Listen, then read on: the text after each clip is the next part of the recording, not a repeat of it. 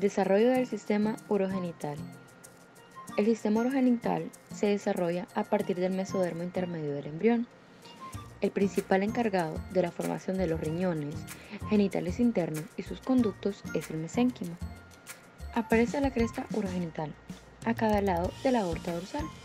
La parte de esta cresta que va a dar lugar al sistema urinario es el cordón nefrológico. El sistema urinario comienza a desarrollarse antes que el sistema genital y consta de los siguientes elementos: los riñones, que producen y eliminan la orina; los uréteres, que transportan la orina desde los riñones hasta la vejiga; que almacena temporalmente la orina; y la uretra, que conduce la orina desde la vejiga hasta el exterior de nuestro cuerpo. Desarrollo de los riñones y los uréteres. Embrionariamente se desarrollan tres conjuntos de riñones sucesivos. En primer lugar tenemos los pronefros. Este conjunto es rudimentario y carece de función. Aparecen al comienzo de la cuarta semana. Están representados por unos pocos grupos celulares y estructuras tubulares en la región del cuello. El pronefro se genera con rapidez, pero la mayoría de los conductos pronéfricos persisten y son utilizados por el siguiente conjunto de riñones, que son el mesonefros. Están bien desarrollados y funcionan brevemente durante el periodo fetal temprano. Funcionan como riñones provisionales durante unas 4 semanas. Están constituidos por glomérulos de unos 10 a 50 por riñón y por túbulos. Los túbulos mesonéfricos se abren en los conductos mesonéfricos bilaterales, que eran originalmente los conductos pronéfricos. El mesonefros degenera al final del primer trimestre, pero sus túbulos del metanefro se convierten en los conductos deferentes de los testículos. Y al final está el metanefros, que va a formar los riñones permanentes. Comienza a desarrollarse a la quinta semana y empieza a funcionar aproximadamente 4 semanas después. La formación de la orina continúa a lo largo de toda la vida fetal y se va a excretar a la cavidad amniótica. Por lo tanto, se va a mezclar con el líquido amniótico. Los riñones permanentes se desarrollan a partir de dos estructuras: la yema uretral, que es una invaginación que aparece en el conducto mesonéfrico cerca de su entrada en la cloaca, y a partir de la masa metanéfrica de mesénquimo. Entre las 10 y 18 semanas aparece el número de glomérulos, y después de dicho aumento se produce con gran rapidez hasta la semana 32, cuando se alcanza el número máximo. La formación de riñones es completa en el momento del nacimiento, excepto en el caso de los prematuros. A pesar de que la filtración glomerular se inicia alrededor de la 9ª semana de la vida fetal, la maduración funcional de los riñones y el aumento de las tasas de filtración se producen hasta después del parto. Cambios en la posición de los riñones. Los riñones permanentes primordiales se sitúan muy próximos entre sí en la pelvis, por delante del sacro. Luego se recolocan gradualmente en el abdomen y se separan. Alcanzan su posición en el adulto hacia la 9ª semana. Esta elevación se debe al crecimiento del cuerpo del embrión por debajo de los riñones. La parte caudal del embrión crece alejándose respecto de los riñones, de manera que estos ocupan gradualmente su posición normal a cada lado de la columna vertebral. Al principio, el hilo de cada riñón, por donde entran y salen los vasos sanguíneos, el uréter y los nervios, tiene una orientación ventral. A medida que los riñones se reubican, experimentan una rotación medial de casi 90 grados. Finalmente, se localizan en el retroperitoneo, en la pared abdominal posterior. Desarrollo de la vejiga. De forma descriptiva, el seno urogenital se divide en 3 partes: una parte vesical, que forma la mayoría de la vejiga y que se continúa con el alantoides; una parte fálica, que crece hacia el tubérculo genital, es decir, el primordio del pene o del clítoris; y una parte pélvica, que se convierte en la uretra en el cuello de la vejiga, la parte prostética de la uretra en los fetos de sexo masculino y la uretra completa en los fetos de sexo femenino. Y por último tenemos el desarrollo de la uretra. Todo el epitelio de la uretra femenina y la mayor parte de la uretra masculina procede del endodermo del seno genital. En los fetos masculinos, la parte distal de la uretra procede de un cordón sólido de células ectodérmicas que crece internamente desde la punta del glande y se une al resto de la uretra esponjosa. En consecuencia, el epitelio de la parte terminal de la uretra tiene su origen en el ectodermo de superficie.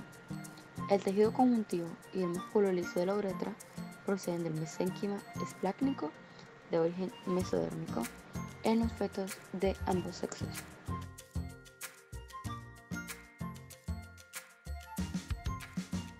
Muy buenas a todos amigos, mi nombre es Justin Reyes y continuando con la explicación del tema, les hablaré sobre el desarrollo de las glándulas suprarrenales.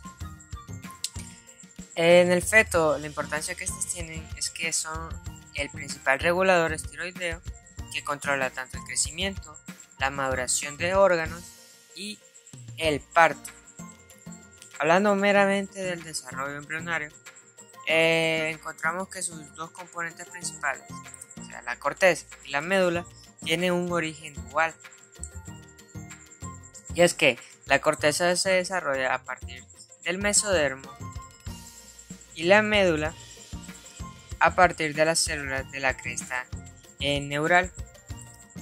A lo largo de la sexta semana, la corteza aparece en forma de un grupo de células mesenquimales a cada lado del embrión, entre la raíz del mesenterio dorsal y la gónada en desarrollo. Pero la médula, las células que constituyen la médula proceden de un ganglio simpático adyacente que deriva de células de la cresta neural. A medida que la corteza la rodea, estas células se diferencian hacia células secretoras de la médula suprarrenal. Bueno, continuemos viendo el desarrollo que tiene la glándula suprarrenal. En esta imagen representativa vemos en primera instancia a un grupo de células mesenquimatosas que constituyen el primordio mesodérmico de la corteza fetal. Luego, en la segunda, vemos que a la sexta semana llegan las células de la cresta neural, que van a constituir posteriormente a la médula. A la octava semana aparece la corteza definitiva que empieza a encapsular a la médula. Luego, a etapas avanzadas de encapsulamiento de la médula por la corteza, estamos viendo que ya prácticamente la cubrió. Hasta después que vemos cuando el bebé está recién nacido, es que se muestra una corteza fetal y dos zonas de la corteza permanente. A un año del nacimiento, la corteza fetal casi ha desaparecido y ya a los 4 años, la corteza fetal ha desaparecido por completo. Ahora les hablaré sobre las zonas de la corteza suprarrenal. La corteza suprarrenal puede dividirse en 3 capas de diferentes tejidos, basado en los tipos de células y funciones que realizan. Las zonas, estas son: la primera, zona glomerular; la segunda, zona fascicular; y la tercera, la zona reticular. La zona glomerular y la zona fasciculada están presentes en el momento del nacimiento. El desarrollo del sistema genital. Las características morfológicas propias del sexo masculino y femenino no empiezan a desarrollarse hasta la séptima semana. Por lo tanto, el periodo inicial del desarrollo genital se denomina fase indiferente del desarrollo sexual. Las gónadas son los órganos que producen las células sexuales, y estas gónadas tienen 3 orígenes, que son el mesotelio, también considerado epitelio mesodérmico, que reviste la pared abdominal posterior; el mesénquima, tejido conjuntivo embrionario subyacente de origen mesodérmico; y las células germinales primordiales, que también son consideradas las células sexuales indiferenciadas iniciales. Las fases iniciales del desarrollo gonadal ocurren durante la quinta semana, cuando se desarrolla una zona engrosada de mesotelio en la parte medial del mesóflanos, o también considerado riñón primitivo. Dentro de este se forma lo que es la cresta gonadal, donde aparecen unos cordones epiteliales en forma de dedo, que son considerados los cordones gonadales. Estos crecen en el mesénquima subyacente y hasta el momento la gónada indiferenciada está constituida por una corteza externa y una médula interna. Dentro de estas mismas gónadas indiferenciadas, el último proceso que se da es la diferenciación según dotación cromosómica sexual. La diferenciación según dotación cromosómica sexual se puede dividir en dos, donde en los embriones con la dotación cromosómica sexual par de X es donde se da lo que es la creación de un ovario. La corteza de la gónada indiferenciada se diferencia hacia la formación de un ovario, mientras que la médula experimenta una regresión, mientras que en la dotación cromosómica sexual de un gen X y Y, la médula se diferencia hacia la formación de un testículo, mientras que la corteza involuciona. La determinación del sexo en un embrión está determinada por la proliferación de células germinales primordiales, que se da de acuerdo a los factores regulados por los cromosomas sexuales X y Y, según su combinación adecuada, donde el cromosoma Y es lo que determina la diferenciación testicular, mientras que la ausencia del cromosoma Y origina la formación de un nuevo ovario, que para que se desarrolle el fenotipo femenino se necesita la presencia de dos cromosomas X. Estas células sexuales son grandes y esféricas, que al no pasarse la fecundación entre las células endodérmicas de la vesícula umbilical se pueden empezar a notar. Y también es importante destacar que las células germinales primordiales migran a lo largo del mesenterio dorsal del intestino primitivo posterior hasta alcanzar las crestas gonadales. El sexo cromosómico depende de la fecundación del ovocito X por un espermatozoide X o por un espermatozoide Y. Antes de la séptima semana, las gónadas de los dos sexos tienen un aspecto idéntico y se denominan gónadas indiferenciadas. Como se había mencionado anteriormente, la presencia de cromosoma Y es un factor importante que regula lo que determina la diferenciación testicular. Bajo la influencia de este factor organizador, los cordones gonadales se diferencian hacia la formación de los cordones seminíferos, o sea, los primordios de los túbulos seminíferos. La ausencia del cromosoma Y origina la formación de un ovario. Para que se desarrolle el fenotipo femenino se necesita la presencia de dos cromosomas X. El tipo complejo cromosómico sexual establecido en el momento de la fecundación del ovocito determina el tipo de gónada que se diferencia a partir de la gónada indiferenciada. El tipo de gónada determina después el tipo de diferenciación sexual que tiene lugar en los conductos genitales y en los genitales externos. El desarrollo de los testículos se da por la condensación y extensión de los cordones seminíferos hacia la médula de la gónada indiferenciada, donde se ramifican y anastomosan formando la red testicular, que es una trama de canales. Nuevamente, gracias a la conexión de los cordones seminíferos, se desarrolla lo que es una cápsula fibrosa gruesa, o sea, la túnica albuginea, que es un rasgo distintivo del desarrollo testicular. Eventualmente, esta se va. A medida que el testículo aumenta de tamaño, se separa el mesonefros entre generación y queda suspendido por su propio mesenterio, o sea, el mesor. Los cordones seminíferos se transforman en túbulos seminíferos, donde los túbulos seminíferos se separan por el mesénquima que da origen a las células intersticiales y empieza a segregar las hormonas androgénicas y todas aquellas que inducen la indiferenciación masculina del resto del embrión. Las hormonas que podemos encontrar en el desarrollo de los testículos y en el desarrollo del mismo a lo largo de la vida extraembrionaria son las hormonas antimülleriana, la testosterona y la androstenediona. Los túbulos seminíferos no muestran una luz en su interior hasta la pubertad. Es donde aquí las paredes de los túbulos seminíferos están constituidas por dos tipos de células, las células de Sertoli y las espermatogonias. El ovario no puede identificarse histológicamente hasta más o menos la semana 10. es donde los cordones gonadales no son prominentes en el ovario en desarrollo, pero se extienden hacia la médula y forman una red ovárica rudimentaria. Es así donde se da el origen de los cordones corticales que se extienden desde el epitelio de superficie del ovario en desarrollo hasta el mesénquima subyacente a lo largo del periodo fetal temprano. A medida que estos aumentan de tamaño, se da lo que es la incorporación de las células germinales primordiales en su interior. Aproximadamente a las 16 semanas, estos cordones comienzan a fragmentarse y aparecen grupos celulares aislados, también conocidos como folículos primordiales, donde cada uno de estos contiene una ovojonia que procede de una célula germinal primordial. Es importante destacar que después del nacimiento no se forman ovojonias. Durante la quinta semana y sexta semana, el sistema genital permanece en un estado indiferenciado y están presentes dos pares de conductos genitales. Los conductos mesonéfricos, conductos de Wolff, desempeñan una función importante en el desarrollo del sistema reproductor masculino, mientras que los conductos paramesonéfricos, conductos mullerianos también llamados, desempeñan una función importante en el desarrollo del sistema reproductor femenino. Los testículos fetales producen hormonas masculinizantes. Junto con las células intersticiales comienzan a producir también testosterona durante la octava semana.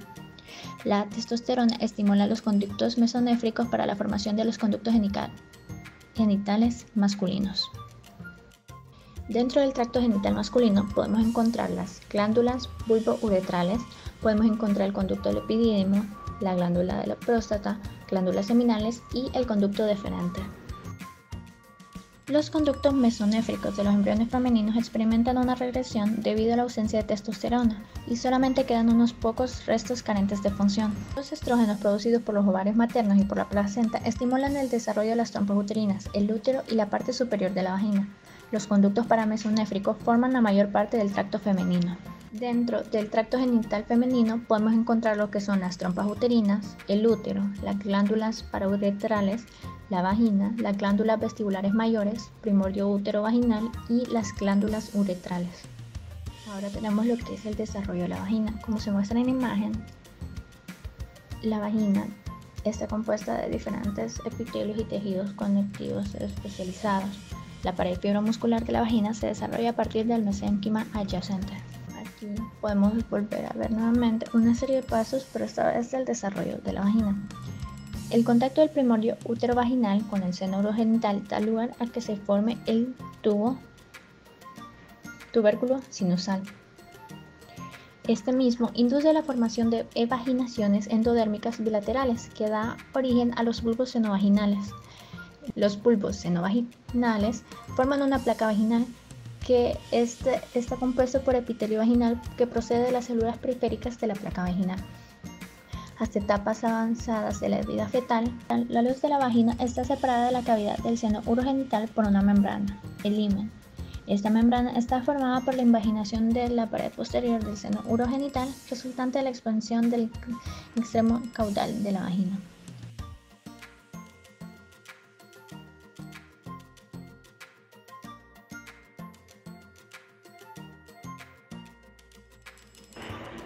Muy bien, para dar inicio, de manera general, el desarrollo de los genitales externos, comenzaremos hablando con la distinción de los caracteres sexuales, que estos comienzan a distinguirse hasta la 9ª semana. Pero en cambio, los genitales externos comienzan a diferenciarse a partir de la 12ª semana. Al inicio del 4º mes, la proliferación del mesénquima produce el primordio del pene o del clítoris, que se pasará a llamar el tubérculo genital. Este estará presente en ambos sexos y estará ubicado en el extremo craneal de la membrana cloacal. También, al poco tiempo, se desarrollarán a cada lado de la membrana cloacal las estructuras que son las tumefacciones labioescrotales y los pliegues urogenitales. Muy bien, y en esta imagen podemos observar de manera resumida y precisa la posterior evolución de los genitales externos de ambos sexos.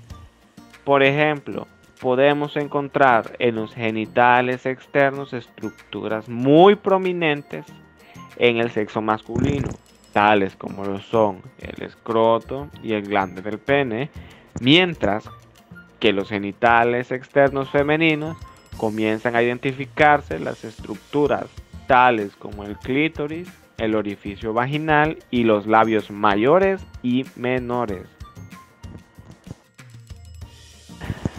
Muy bien, para entrar en detalles sobre el desarrollo de los genitales externos masculinos, cabe recalcar que estos comienzan a diferenciarse a partir de la inducción de la hormona testosterona, que ésta producirá las células intersticiales de los testículos fetales.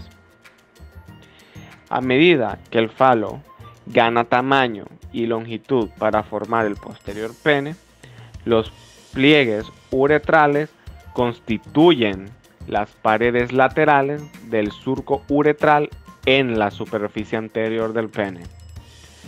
Este surco está revestido por una gran proliferación de células endodérmicas. La placa uretral se extiende desde la porción fálica del seno urogenital. Los pliegues uretrales se fusionarán entre ellos a lo largo de toda la superficie anterior del pene, formando una estructura llamada uretra esponjosa. Mientras tanto, el ectodermo superficial se fusionará en el plano medio del pene, formando el rafe del pene, y además dejará incluida la uretra esponjosa en el interior del pene. Tal como se alcanza a ver en la imagen, comenzamos a observar la evolución de la estructura del pene.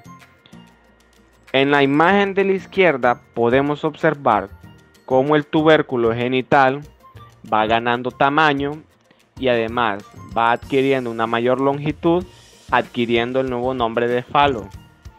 Este posteriormente formará la futura estructura del pene. Además de que se alcanza a observar que mediante la elongación del falo, la membrana uretral va recorriendo junto con la elongación de este mismo.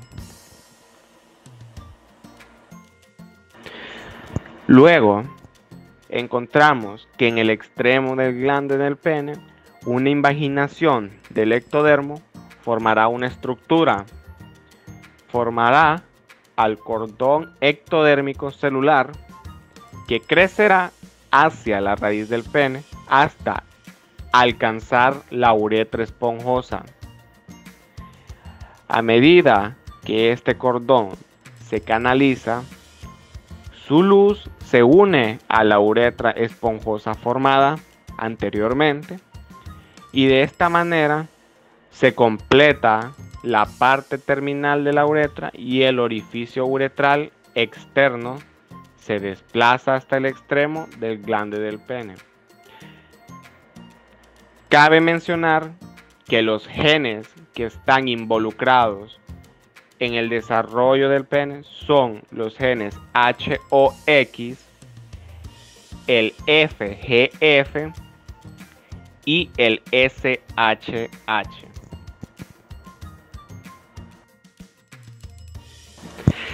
En la imagen podemos observar de manera más detallada en cómo va a desarrollarse la evolución de los genitales externos masculinos. Podemos observar cómo el glande adquiere una forma, el rafe urogenital se vuelve más visible y el escroto se encuentra completamente sellado luego de que las tumefacciones labioescrotales se hayan fusionado entre sí.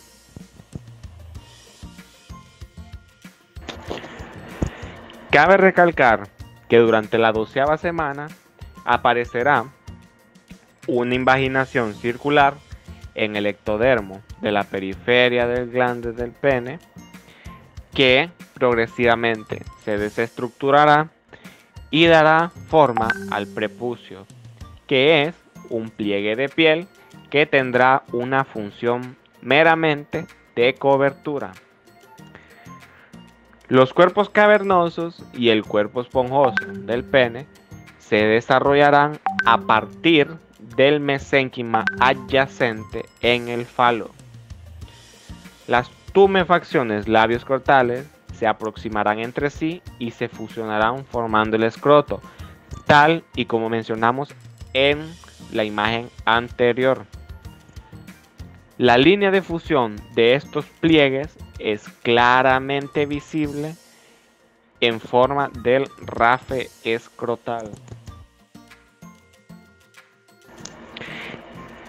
Para culminar con esta parte del desarrollo de los genitales externos masculinos, podemos observar cómo avanza la progresión en el desarrollo de estos mismos con el paso de la 9ª semana hasta la 14ª semana, en donde podemos observar que el rafe del pene está completamente cerrado y el rafe escrotal también está completamente sellado, además de que el glande es completamente prominente y visible.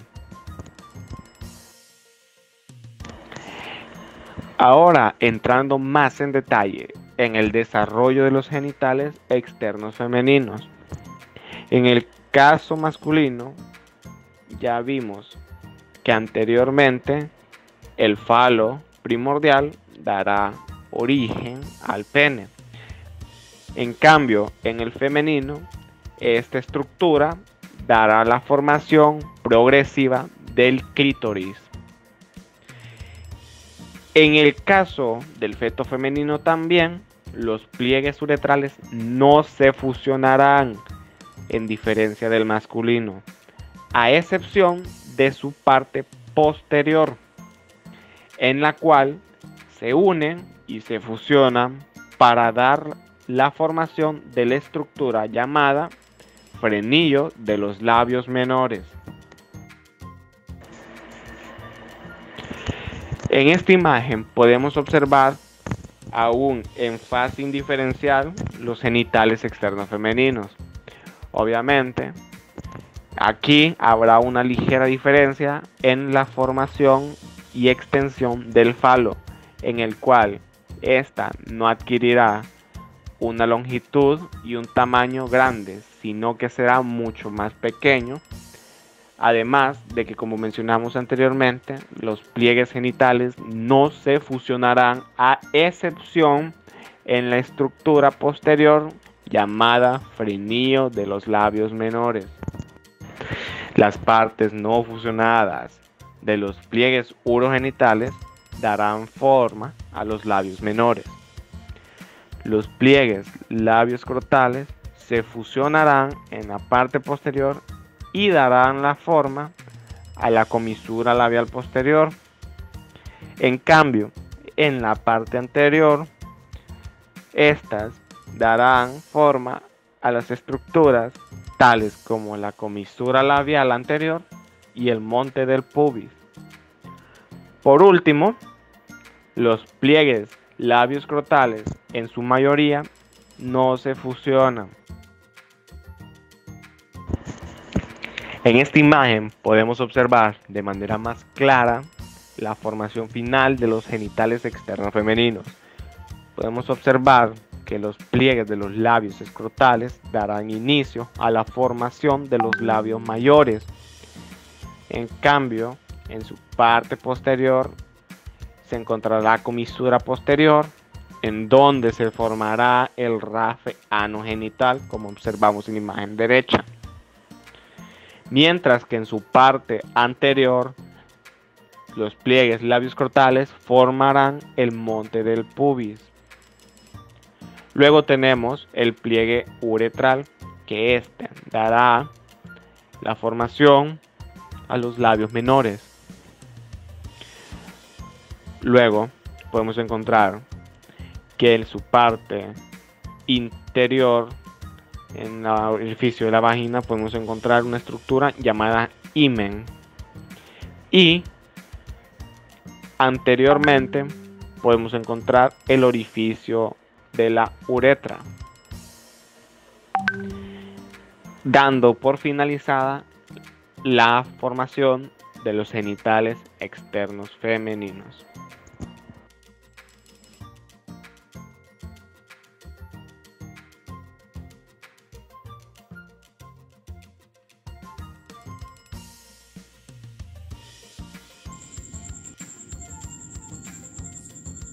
Ahora bien, veremos una serie de imágenes que nos demuestran o nos hacen ver cómo se va dando el descenso de los testículos por medio del conducto mientras se van formando.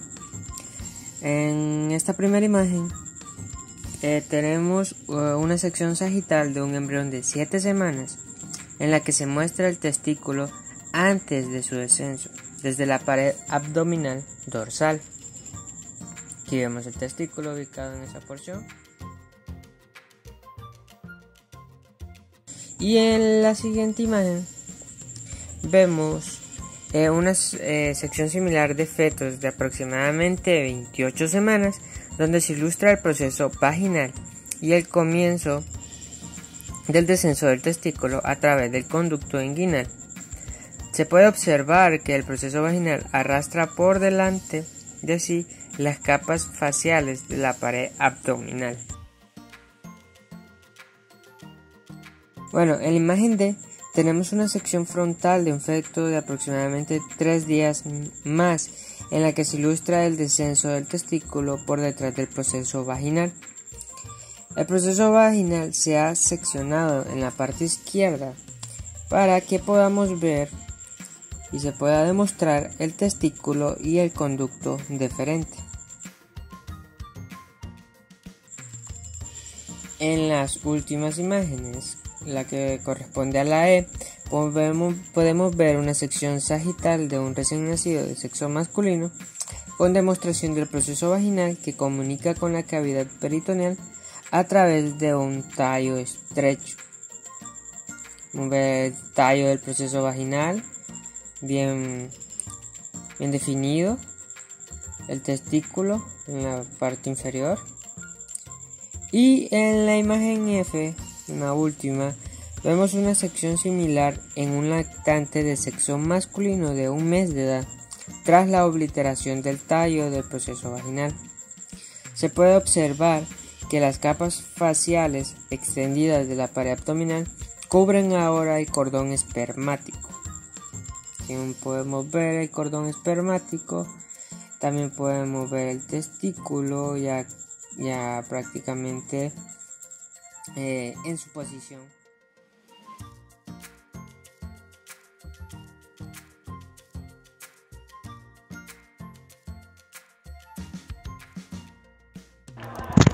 Muy bien, comenzaremos a hablar con el descenso testicular. Pero antes de entrar en detalle con su formación, cabe recalcar que existen algunos factores que intervienen en su descenso.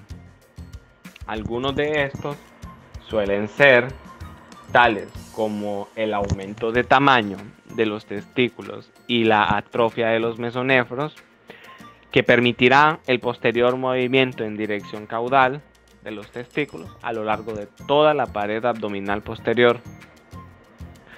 También la atrofia de los conductos paramesonéfricos producida por la MIS, que permitirá el desplazamiento de los testículos a través del abdomen hasta los anillos inguinales profundos. Por último, el aumento del tamaño del proceso vaginal que guía al testículo a través del conducto inguinal hasta el escroto. Muy bien, ahora entrando de manera correcta,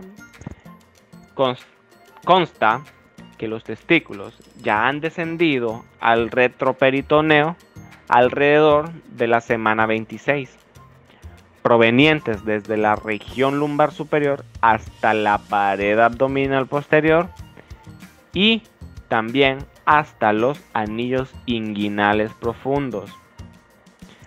Estos cambios de posición se producen a medida que la pelvis fetal se agranda y se alarga el cuerpo y el tronco del embrión. El movimiento transabdominal de los testículos es básicamente un movimiento relativo que se debe principalmente al crecimiento de la parte craneal del abdomen en dirección de alejamiento respecto a la futura región pélvica.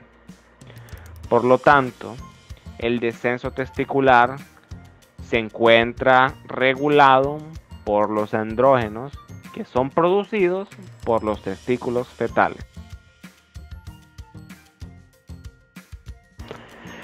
En la imagen podemos observar de manera simplificada en cómo los testículos descienden de manera en los cuales los gubernáculos le dan espacio a los procesos vaginales para que los testículos desciendan hasta el escroto.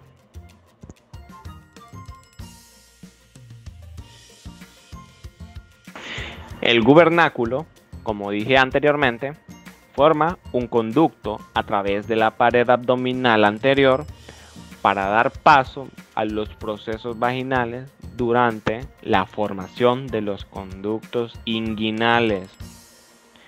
Este gubernáculo origina el anclaje del testículo en el escroto y servirá de guía en su descenso hasta llegar a este último. El paso del testículo a través del conducto inguinal también puede verse facilitado por el ingreso de la presión intraabdominal resultante del crecimiento exagerado de los órganos abdominales.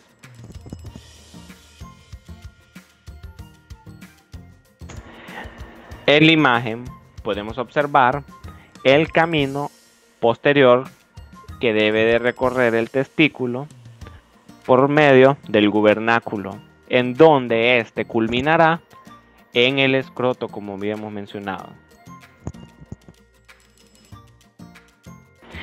El descenso de los testículos a través de los conductos inguinales hasta el escroto se suele iniciar durante la semana 26 y este proceso suele durar en algunos fetos durante 2 a 3 días. En la mayoría de los casos, los dos testículos se ubican en el escroto hacia la semana 32. Los testículos discurren por fuera del saco peritoneal y del proceso vaginal. Después de que ambos están alojados en el escroto, el conducto inguinal procede a contraerse alrededor del cordón espermático.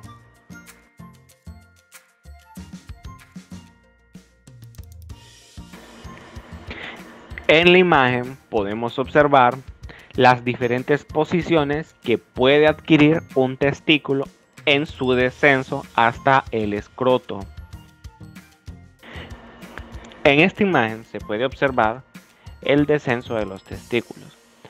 Se puede observar cómo se encuentra presente la vejiga urinaria y los conductos deferentes. Además de que se encuentra el gubernáculo del testículo anclado con el escroto. De esta forma podemos identificar que este es un testículo supraescrotal aún en fase de descenso. Ahora pasamos a hablar del descenso ovárico.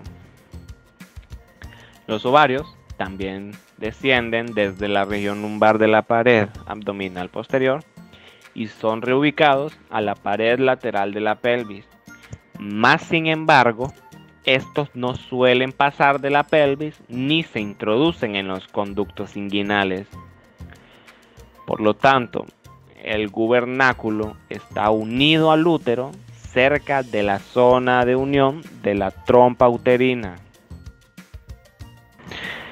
En esta imagen podemos observar a la izquierda en cómo se produce el descenso ovárico.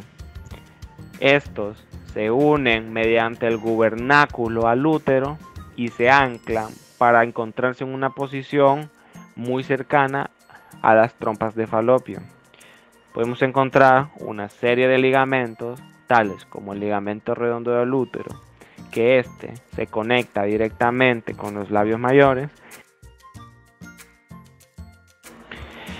la parte craneal del gubernáculo se convierte en el ligamento ovárico, mientras que su parte caudal forma el ligamento redondo del útero. Como observamos en la imagen anterior, estos son derivados del gubernáculo.